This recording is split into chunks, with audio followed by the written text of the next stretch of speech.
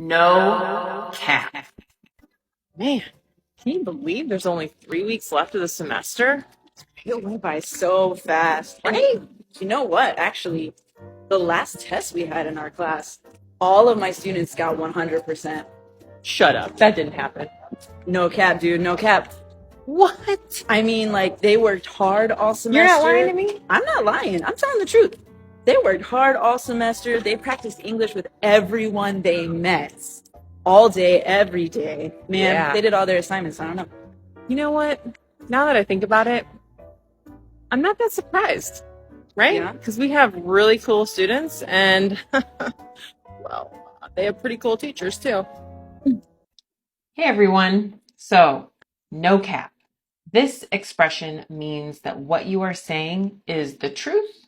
What you are saying is not a lie. You are not lying. And I am not going to lie to you. This is a new vocabulary word for me as well.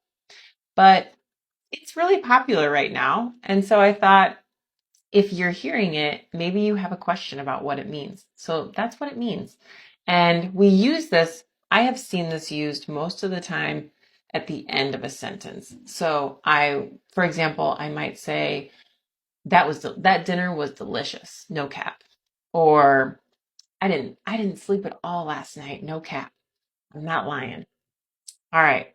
So I hope that this video was interesting and helpful, no cap.